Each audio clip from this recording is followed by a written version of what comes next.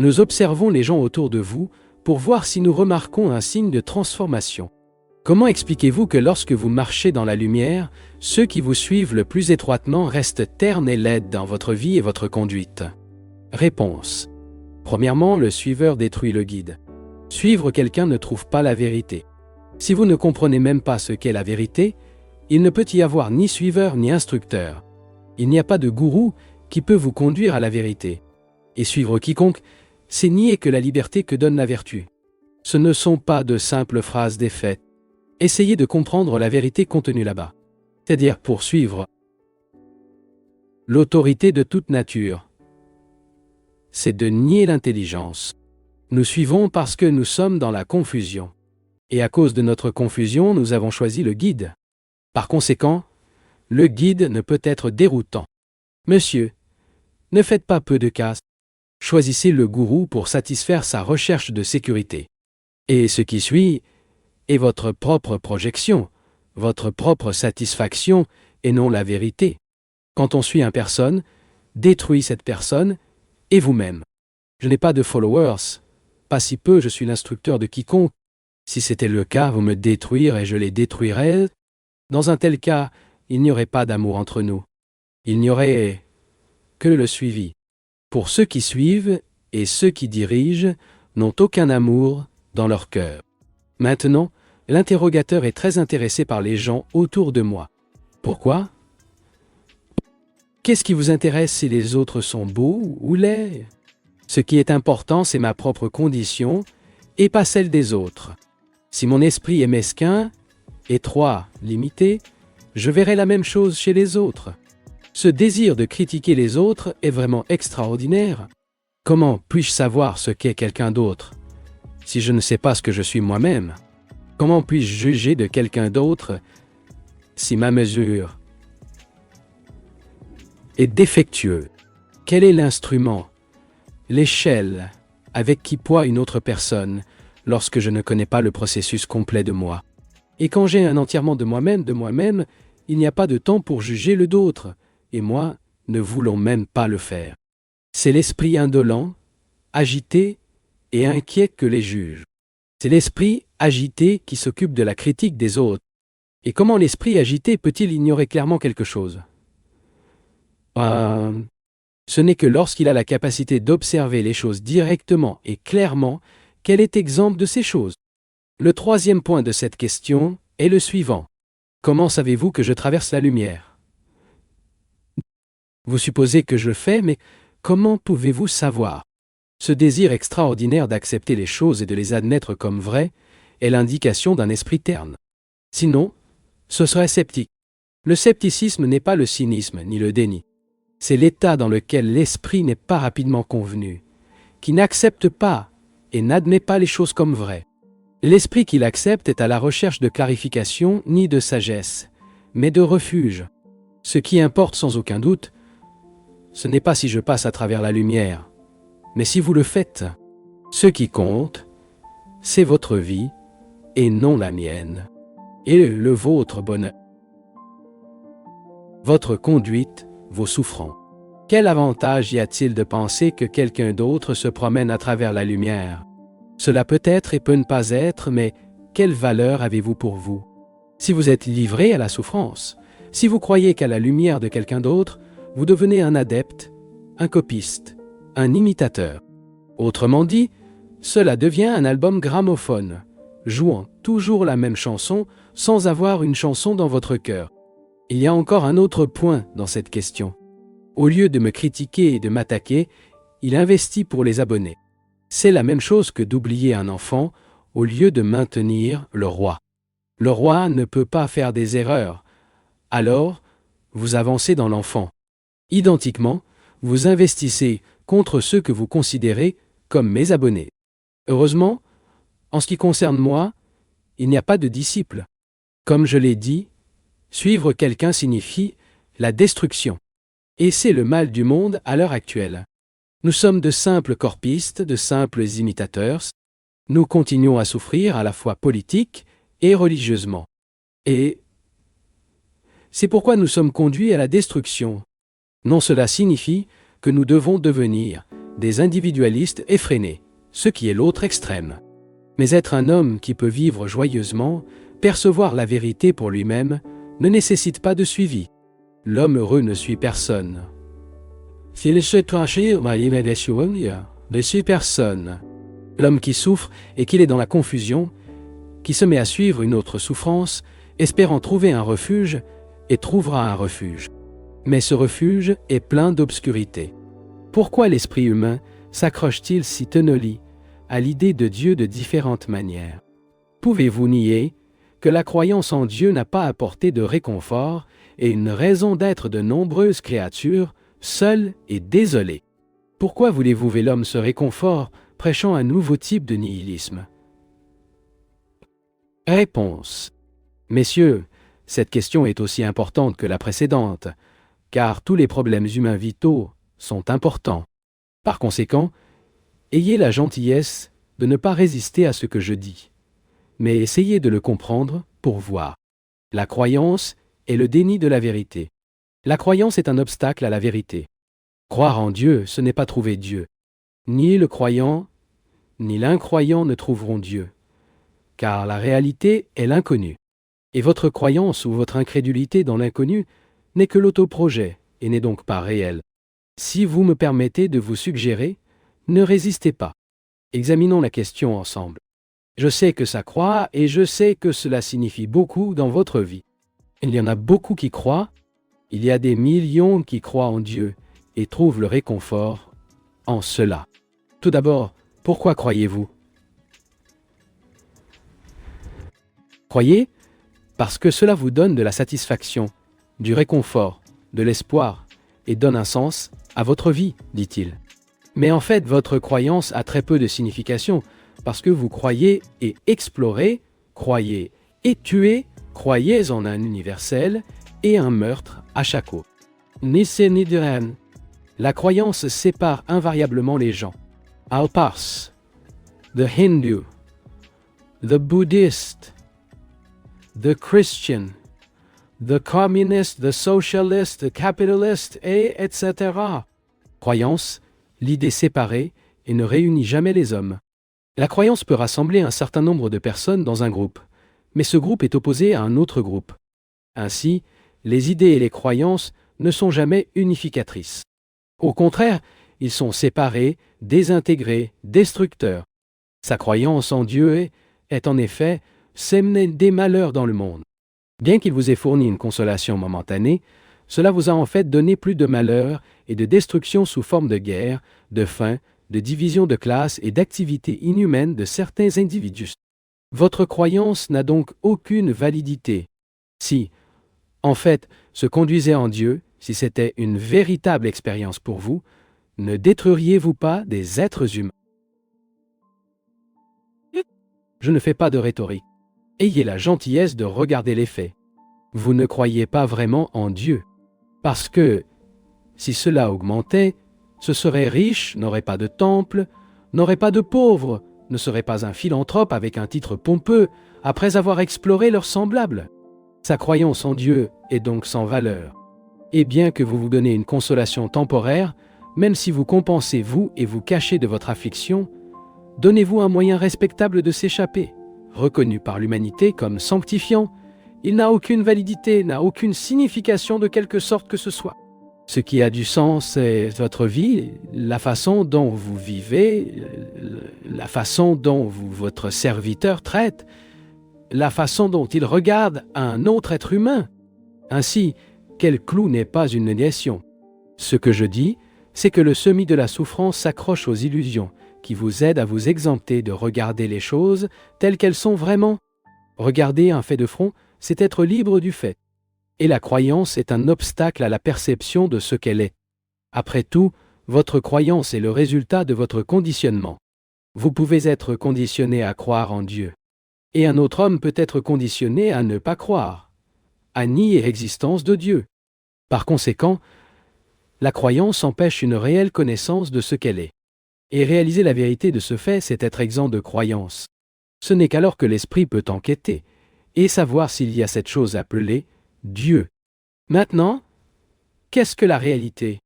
Qu'est-ce que Dieu? Dieu n'est pas la parole, et le mot n'est pas la chose. Pour savoir ce qui est incommensurable, ce n'est pas le temps, l'esprit doit être libre du temps. Ce qui signifie qu'il doit être libre de toute pensée, toutes les idées concernant Dieu. Que savez-vous de Dieu ou de la vérité? Cela ne sait vraiment rien de cette réalité. Il ne connaît que des mots, sinon des expériences ou quelques moments d'expérience, quelque peu vagues de vous-même. Ce n'est certainement pas Dieu, ce n'est pas la réalité, et ce n'est pas hors du temps du temps. Dans ces conditions, pour savoir ce qui est hors du temps, il accomplit et comprend le processus de temps. Être le temps, la pensée, le processus de devenir, l'accumulation de connaissances. C'est tout le fond de l'esprit. Le il lui-même, l'arrière-plan, à la fois l'esprit conscient et l'inconscient, à la fois collectif et individuel. Ainsi, l'esprit doit être exempt de connaissances, ce qui signifie que l'esprit doit être complètement silencieux et non réduit au silence. L'esprit qui atteint le silence en conséquence, en raison d'une certaine action, de l'exercice, de la discipline, n'est pas un esprit silencieux. L'esprit qui est forcé, contrôlé, façonné, mis dans un moule et alerté, n'est pas un esprit serein. Vous pouvez suivre pendant un certain temps, forcer votre esprit à devenir superficiellement silencieux, mais cet esprit n'est pas un esprit calme. La tranquillité ne vient que lorsque nous comprenons tout le processus de pensée. Parce que la compréhension du processus est d'éliminer le processus. Et la fin du processus de pensée est le début du silence. Seulement, lorsque l'esprit est complètement silencieux, non seulement au niveau superficiel, mais profondément, de bout en bout, de la surface au niveau de conscience les plus profonds, seulement alors l'inconnu peut émerger en existant. L'inconnu n'est pas quelque chose qui peut être vécu par l'esprit. Seul le silence peut être expérimenté. Et rien que le silence. Si l'esprit éprouve autre chose que le silence, il projette simplement ses propres désirs. Et cet esprit n'est pas silencieux. Bien que l'esprit ne soit pas silencieux, tout en pensant à une forme consciente ou inconsciente et en mouvement, il ne peut y avoir de silence. Le silence est la liberté du passé, la connaissance, la mémoire consciente et inconsciente. Et lorsque l'esprit est du tout silencieux, pas en fonctionnement, en cas de silence, pas produit par l'effort, seulement alors l'intemporel, le manifeste éternel. Cet état n'est pas un état de mémoire. Il n'y a aucune entité qui se souvient, qui expérimente. Donc, Dieu, soit la vérité, soit comme vous le souhaitez, est quelque chose qui vient à un moment d'existence, un instant. Et cela ne se produit que dans un état de liberté et de spontanéité, et pas quand il est discipliné, selon une norme. Dieu n'est pas une chose de l'esprit. Il ne se manifeste pas à travers les autoprojections. Cela ne vient que lorsqu'il y a la vertu, qui est la liberté. La vertu est de voir le fait directement tel qu'il est.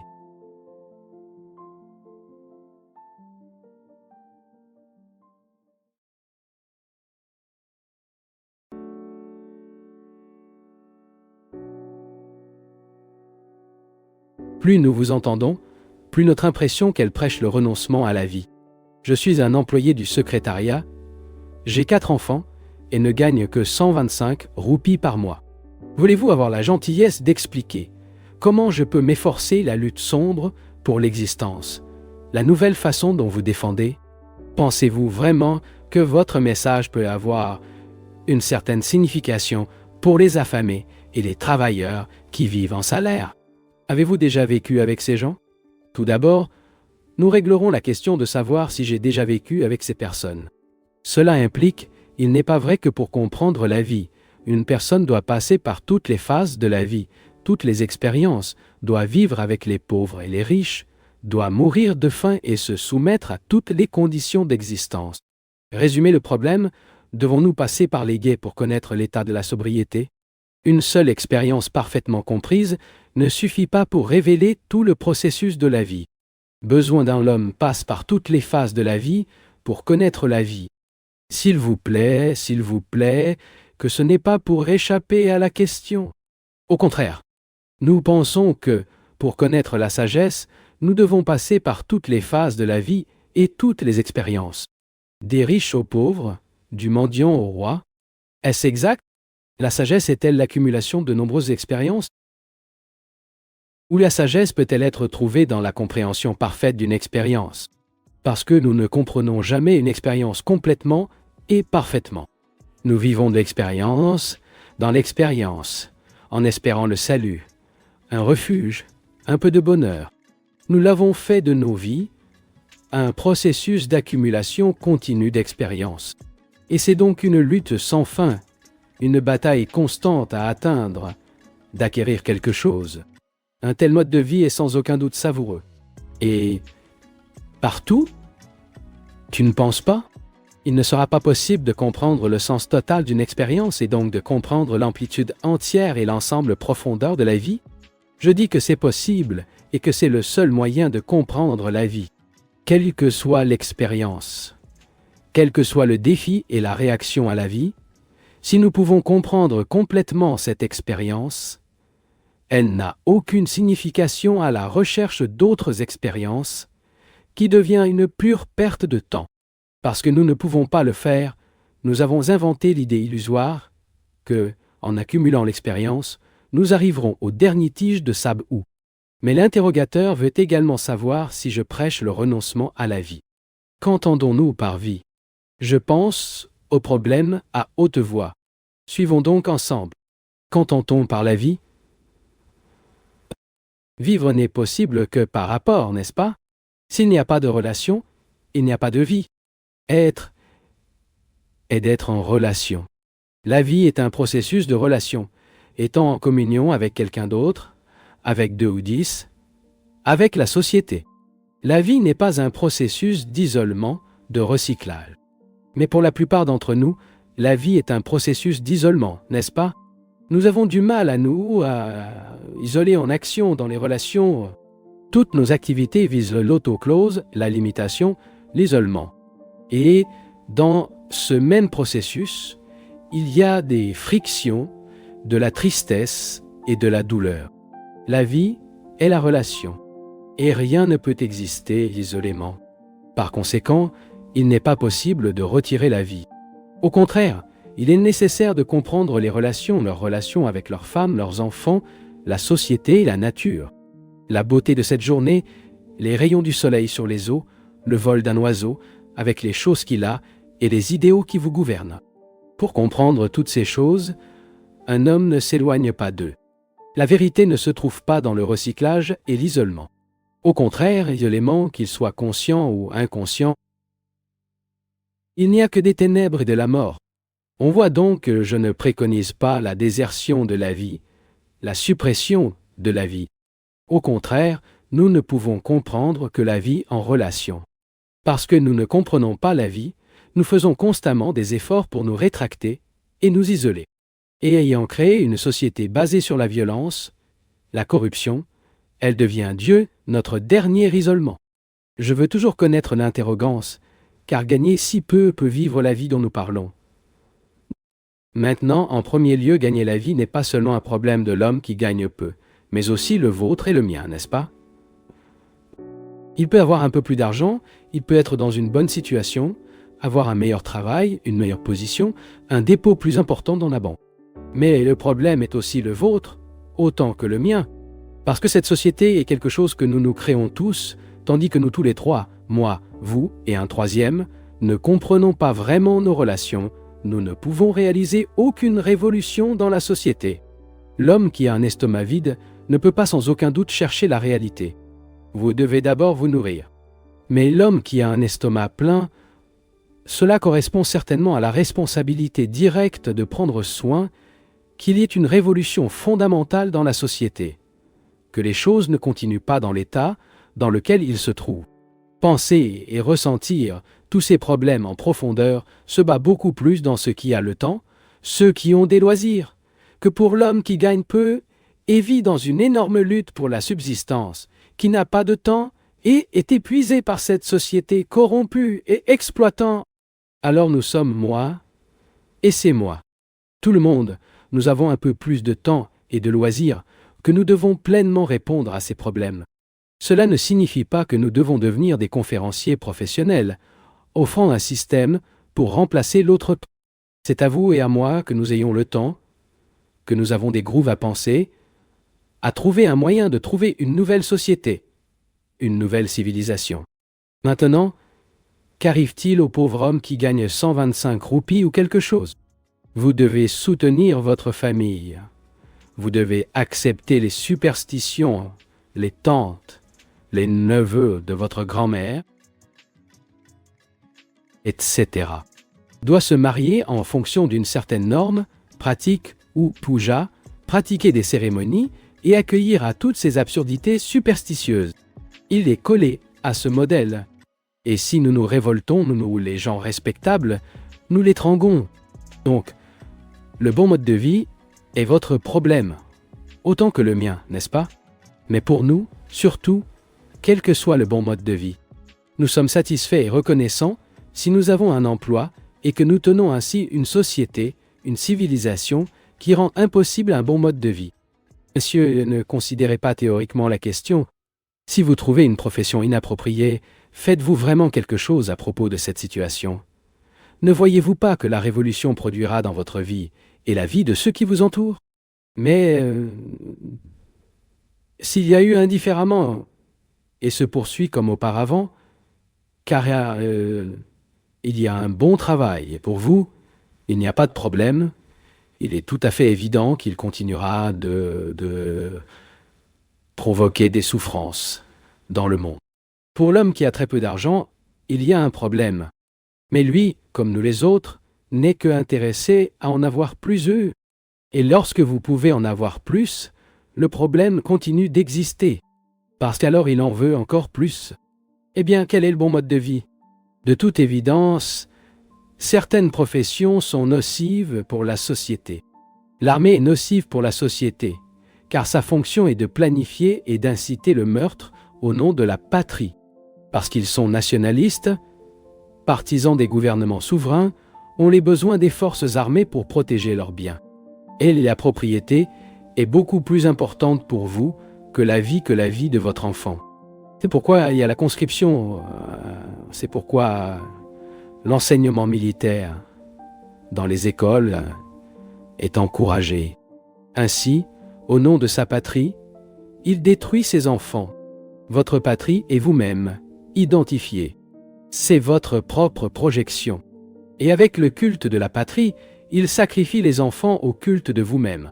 C'est la raison pour laquelle l'armée, telle qu'il est, l'instrument d'un gouvernement séparé et souverain, constitue un moyen de vie injuste, mais le enrôler dans l'armée et il devient une bonne façon de gagner de l'argent. Notez ce fait extraordinaire bien dans la civilisation moderne.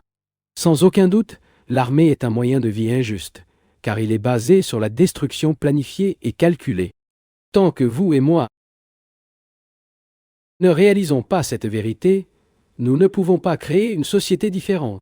De même, on peut voir qu'un emploi dans une police est un moyen injuste de gagner sa vie. Cela ne souriait pas, faisant peu de casse. La police devient un moyen d'espionner la vie privée des individus. Nous ne faisons pas référence à la police qui a pour mission d'aider et de guider, mais à l'instrument d'État. La police secrète, etc. Dans un tel cas, l'individu devient un simple instrument de la société. L'individu n'a pas de vie privée, n'a pas de liberté, n'a aucun droit. Il est espionné, contrôlé par le gouvernement, qui est la société. Ceci, bien sûr, est un moyen de vie injuste. Et il y a toujours la profession d'avocat. N'est-elle pas un mode de vie injuste? Je vois certains d'entre vous sourire. Ce sont probablement des avocats et savent mieux que moi en fonction du système. Fondamentalement, pas superficiellement. Il est basé sur le maintien des choses dans l'état dans lequel il se trouve. Il est basé sur la discorde, les litiges, la confusion, les litiges, la division et le désordre favorable au nom de l'ordre. Il y a aussi la profession injuste de l'homme qui veut devenir riche, le grand marchand. L'homme qui rassemble, accumule, regarde de l'argent par exploitation, par la cruauté, même lorsqu'il le fait au nom de la philanthropie ou au nom de l'éducation. Il est tout à fait évident que tous ces moyens de vie sont injustes. Et une modification complète de la structure sociale, une révolution de qualité correcte, n'est possible que lorsqu'elle commence en vous-même. La révolution ne peut pas être basée sur un idéal ou un système, mais en réalisant tout comme un fait, il en est libéré et par conséquent est libre d'agir. Mais, messieurs, vous ne voulez pas agir, craignez d'être dérangés, et ils disent qu'il y a déjà une confusion suffisante. Ne l'augmentez pas. Si vous ne créez plus de confusion, d'autres le créent à votre place et utilisent cette confusion comme moyen d'acquérir un pouvoir politique. De manière positive, c'est à vous en tant qu'individu de percevoir la confusion intérieure et extérieure et de prendre une initiative, au lieu de l'accepter et d'attendre un miracle, une merveilleuse utopie créée par d'autres et dans laquelle ils peuvent s'efforcer. Messieurs, ce problème vous appartient autant que le pauvre. Les pauvres dépendent de vous et vous dépendez de lui. Il est votre gardien de but alors que vous marchez dans une somptueuse voiture et que vous poursuivez des revenus gonflés, accumulant de l'argent sur votre côte. Le problème est donc à la fois le vôtre et le vôtre. Tant qu'il n'y a pas de changement radical dans la relation entre vous et lui, il n'y aura pas de véritable révolution. Bien qu'il puisse y avoir de la violence et des effusions de sang, elle continuera de garder les choses, essentiellement, dans le même état dans lequel ils sont.